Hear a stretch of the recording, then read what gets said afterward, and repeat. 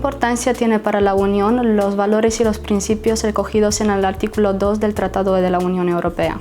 Cuando uno lee el Tratado de la Unión Europea, inmediatamente se insufla del espíritu que inspiró ese tratado. Y lo que yo siento, al menos al leer no solamente el artículo 2, sino el resto del tratado, es la gran generosidad que tuvieron aquellos grandes estadistas que fueron capaces de ponerse de acuerdo al firmar dicho tratado, ¿no? Porque es un tratado que está expresado con palabras que pueden parecer grandilocuentes en el tiempo que vivimos, en el sentido de que el lenguaje a veces está muy manoseado y pierde su sentido prístino, ¿no? Pero palabras como solidaridad, como la paz entre los pueblos, como el respeto a la identidad cultural, a la diversidad, a la protección de la persona, creo que son conceptos que, por muy manidos que estén, tenemos que recuperarlos en su sentido auténtico, ¿no? Por lo tanto, una lectura del artículo 2 y del resto del tratado a mí me hace sentirme orgulloso de pertenecer a un espacio político y social como es la Unión Europea, ¿no? Porque lo que este tratado nos invita es precisamente a reconocer que en la diversidad de los distintos pueblos que conforman la Unión Europea está nuestra fuerza, está nuestra riqueza, ¿no? Y este tratado está sin duda inspirado por la generosidad no solamente de los grandes estadistas que se pusieron de acuerdo en la redacción del tratado, sino en la generosidad de los pueblos que lo firmaron, en el sentido de que todo menos el egoísmo puede inspirar el principio de la Unión Europea, ¿no? Es un principio de colaboración, de cooperación, de protegernos unos a otros, de reconocernos distintos, pero viendo en esa diversidad precisamente nuestra mayor fortaleza. Y no sé, creo que son valores que necesitamos repetir y promover y promocionar, ¿no? Cada día, precisamente para que el ruido mediático y el ruido de los problemas cotidianos que forman parte de nuestra agenda no nos hagan olvidar lo que nos trajo hasta aquí y lo que nos hace ser probablemente el mejor espacio en todo el planeta de protección de los derechos civiles y de los derechos humanos que existe actualmente. ¿Cómo se puede reforzar el papel de los valores europeos? Creo que hay una responsabilidad institucional y una responsabilidad individual. Creo que los estados tienen inevitablemente una responsabilidad institucional de promover y salvaguardar y proteger estos derechos que nos hemos dado en la Unión Europea y que están recogidos en el tratado. Pero creo que los estados, más allá de entidades administrativas, están compuestas por personas. Y tengo la impresión de que las clases dirigentes, y no solo, sino también la sociedad civil, cada uno de nosotros, estamos llamados a reconocer el valor que hay detrás de estos tratados, a ser conscientes y vivir una vida consciente del esfuerzo que ha hecho falta durante décadas, y solamente hace falta repasar el siglo XX para darnos cuenta del esfuerzo de generaciones anteriores que tuvieron que hacer para llegar a la calidad de vida social y política que disfrutamos los ciudadanos del siglo XXI. Creo que tenemos el deber de protegerlo, reconociendo el trabajo de los que nos han antecedido en este esfuerzo. En La rebelión de las masas, José Ortega y Gasset, en 1930, describe al hombre masa, ¿no? Es decir, al individuo característico de la sociedad de principios del siglo XX, hace justamente un siglo aproximadamente. Y Ortega describe al hombre masa dice que tiene la psicología del niño mimado, en el sentido de que ha llegado al mundo disfrutando de una calidad de vida, pero es totalmente ignorante del esfuerzo que ha hecho falta para la calidad de vida que él disfruta. Y en la medida en que lo desconoce, lo desprecia y lo maltrata, ¿no? Y yo tengo la sensación de que ciertas corrientes políticas que hoy día están en todos los países europeos se comportan un poco de este modo, con la psicología del niño mimado o también lo llamaba Ortega del señorito satisfecho. Es decir, de alguien que disfruta de una calidad de vida, pero como cree que esta calidad de vida es como la luz del sol, es producto de la naturaleza, un producto espontáneo de la naturaleza, y no sabe que no es un producto espontáneo, sino que es un producto que hay que trabajar y construir cada día, pues lo desprecia y maltrata. Y yo creo que hoy día hay corrientes políticas en la Unión Europea que desprecian y maltratan lo más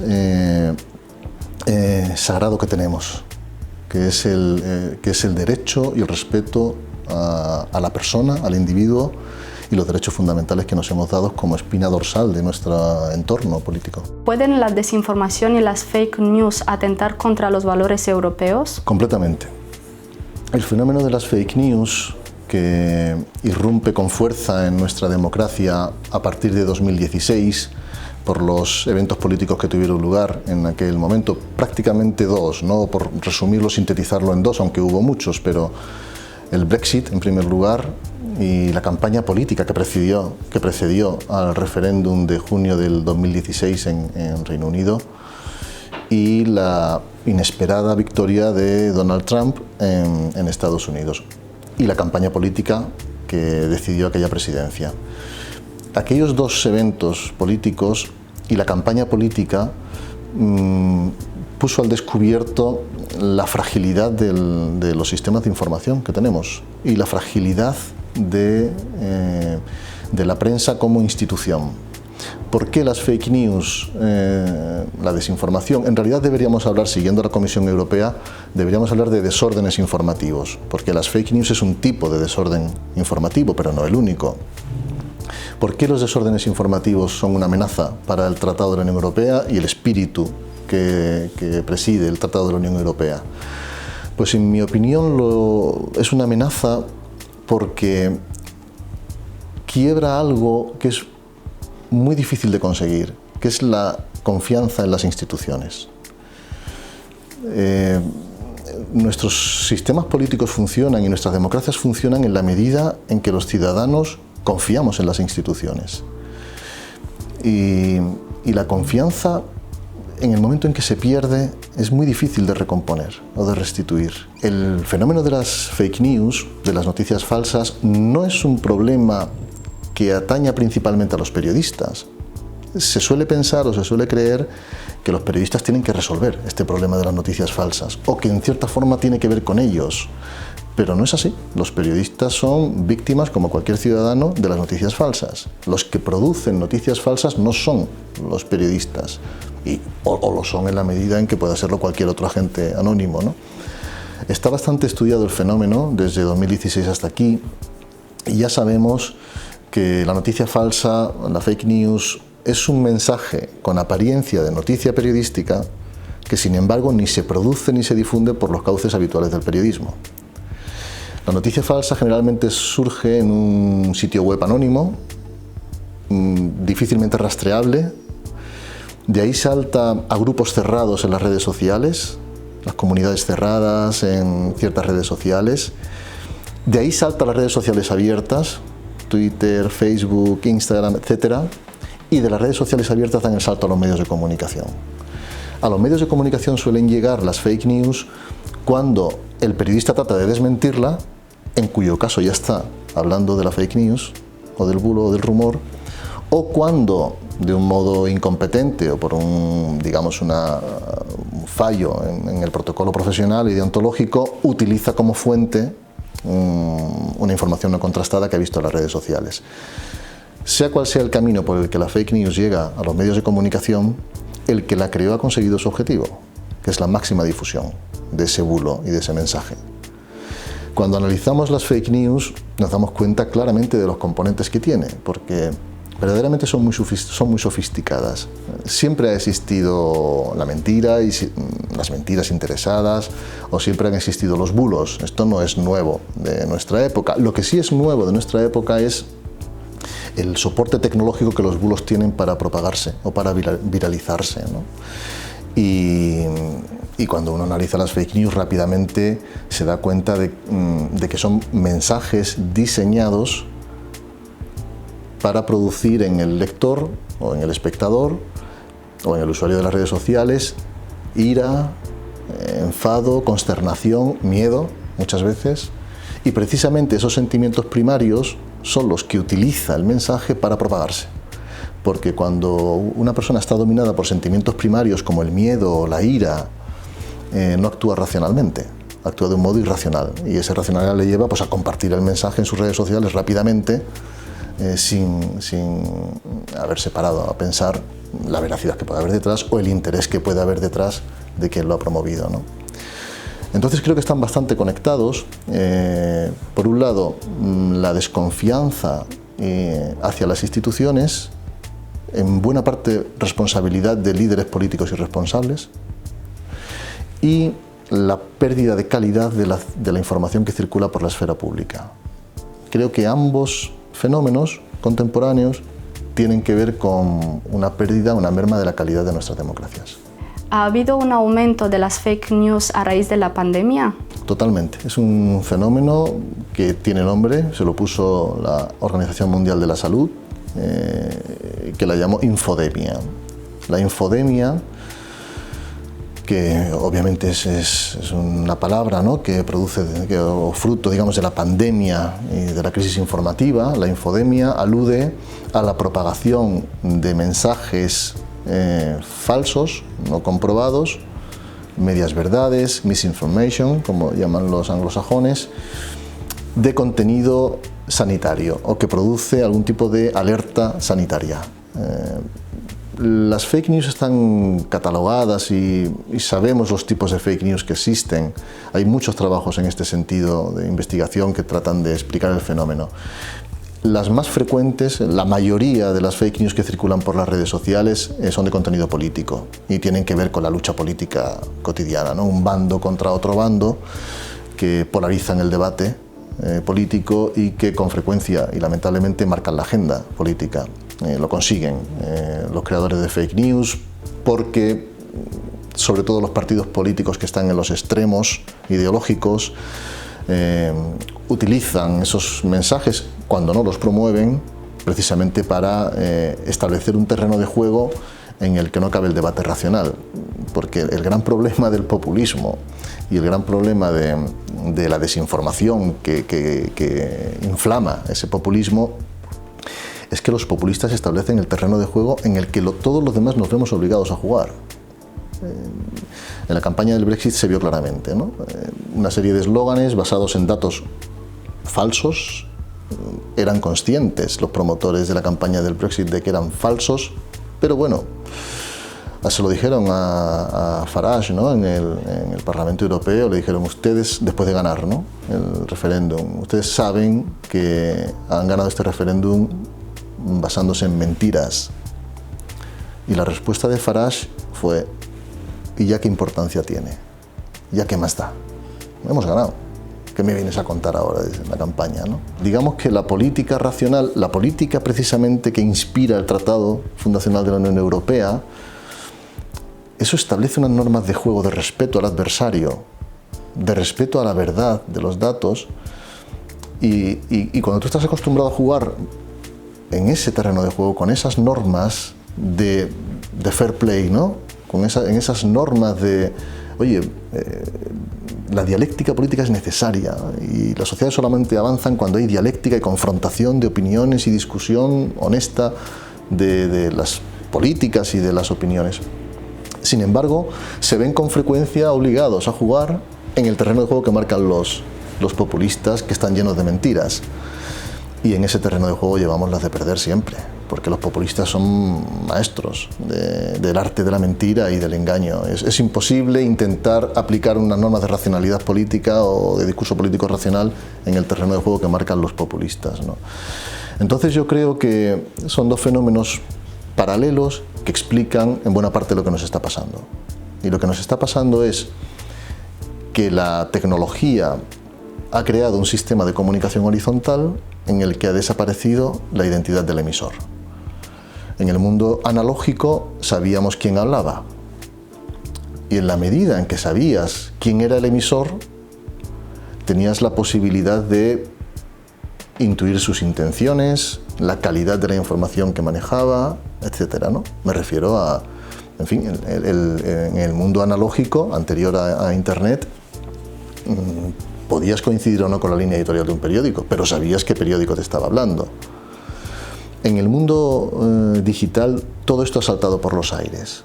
Ese esquema tradicional, ¿no?, del mundo analógico ha saltado por los aires, y la horizontalidad que trae las redes sociales, que trae Internet en el debate público, que al principio fue abrazado por todos nosotros como un avance más de la democracia, la democratización del acceso al debate público. Sin embargo, se ha convertido en una pérdida de identidad del emisor. Y en la medida en que tú recibes en tu canal de Twitter o en tus redes sociales, tú recibes un mensaje y no sabes quién es el promotor de ese mensaje, eres incapaz de adivinar la intención con la que te lo da este mensaje, la calidad de esa información, dónde la ha contrastado, etcétera, ¿no? Y eso es lo que nos pasa. Lo que nos pasa es que no sabemos quién habla. No sabemos quién está detrás de un mensaje que llega a la orilla de nuestras redes sociales.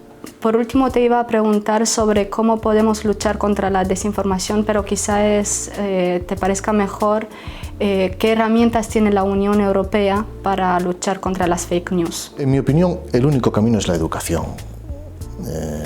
Y yo creo que esto está también en los cimientos fundacionales de la Unión Europea y del Tratado. Me refiero a que tenemos que evitar la tentación de caer en medidas coercitivas que limiten nuestras libertades.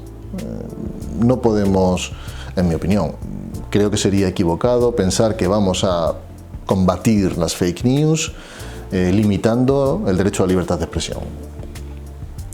O creo que sería un error la censura previa. O creo que sería un error el cerrar medios de comunicación. Es decir, creo que por la vía coercitiva no vamos a combatir ni a vencer este fenómeno. En mi opinión, el único camino es la educación.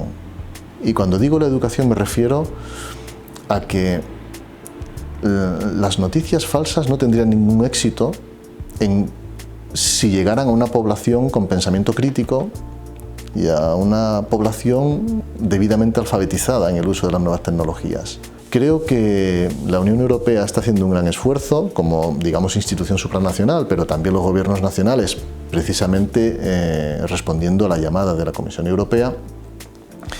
Los Estados miembros también están invirtiendo bastantes recursos financieros y humanos en acciones de alfabetización mediática. Tenemos que ir a los colegios. Yo creo que la universidad ya es tarde. Yo creo que tenemos que ir a los colegios. Por supuesto a los institutos, donde están los futuros votantes. En los institutos hay alumnos de 16 o 17 años. Una persona con 16 o 17 años ya se hace preguntas, ya es más permeable a lo que ocurre en la esfera pública, en el debate público, ya hacen preguntas.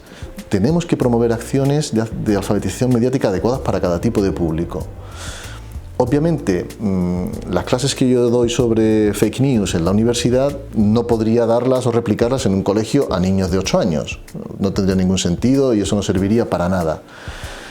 Pero sí tengo la obligación de echar la imaginación y de diseñar acciones formativas para los niños basadas en estrategias relacionadas con la gamificación, con el juego, con ir sembrando en ellos ya la inquietud de que, oye, no todo lo que ves en Internet es verdad, sencillamente por el hecho de estar publicado en Internet o de que aparezca en Internet. Y yo esto lo plantearía de un modo lúdico y entretenido para ellos. Tendríamos que ser capaces de diseñar acciones de alfabetización mediática donde los niños pudieran, se le propusieran juegos para identificar la fuente o enseñar a los niños a manejar ciertos software que nos permiten rastrear el origen de una fotografía o de un vídeo. O ciertas dinámicas con los niños en los que les enseñáramos a cuestionar ciertas opiniones o mensajes que reciben, entrar en el contenido de ciertos mensajes, ¿no? Que se hicieran preguntas sobre esos mensajes. En definitiva, Creo que la única forma de combatir los desórdenes informativos y lo que nos está pasando en nuestras democracias es yendo a la escuela y promoviendo desde los más jóvenes, desde los niños, fomentando el pensamiento crítico, no poniéndole puertas al campo, no limitándole el acceso a contenidos o prohibiendo o con medidas coercitivas, sino precisamente dándole los instrumentos intelectuales necesarios para que por sí solos fueran capaces de discernir lo que es verdad y lo que es mentira. Me refiero a los colegios porque creo que tenemos la obligación de ir ahí, pero ojo, el fenómeno de las fake news no es un fenómeno que afecte a la juventud. Hay una falsa creencia en que los jóvenes no se enteran de nada, y como no se enteran de nada, pues son los que se tragan todas las fake news. Y las últimas investigaciones publicadas, en concreto por dos profesores del Departamento de Psicología de la Universidad de Harvard, demuestran que el 80% de la propagación de fake news en Twitter recae en ciudadanos mayores de 50 años. Y durante la campaña de 2016 de Donald Trump, se vio que las personas mayores de 65 años viralizaban, retuiteaban o compartían fake news hasta 7 veces más que los jóvenes o menores de 25 años. Por lo tanto, pensar que el fenómeno de las fake news, de las mentiras, es una cosa que afecta a los jóvenes porque son ingenuos o no tienen pensamiento crítico, y no a la población adulta, a la cual se le presupone, ¿no?, más experiencia de vida y un pensamiento crítico más desarrollado, es una falacia. No es verdad. Los datos no están demostrando esto. Las razones pueden ser muy variadas. Probablemente haya una explicación que tiene que ver con la ideología, en el sentido de que las personas mayores están más ideologizadas que las jóvenes. Y aquí entra de nuevo el aspecto que comentamos antes de compartir una fake news, una noticia falsa, siempre que perjudique al contrario, aunque no me la crea. Hay más ideologización, y la ideologización y la polarización política es el combustible de las fake news. Pero también tiene que ver con que las personas mayores de 65 años puede ser que tengan menos formación tecnológica que los jóvenes. Y una fotografía que ilustra una noticia falsa, por muy burda que sea ese montaje, puede que a una persona mayor de 65 se la cuelen y a uno de 25 no. O a una persona con una alfabetización mediática con más destreza, ¿no?, en el manejo de las nuevas tecnologías, a un joven no se la cuelan porque saben que es mentira, ¿no? Luego, en fin, no quiero decir que sean opiniones concluyentes, pero sí explicaciones posibles a un fenómeno que sin duda es transversal e intergeneracional. Por lo tanto, tenemos que fomentar este pensamiento crítico y esta alfabetización mediática a todos los niveles.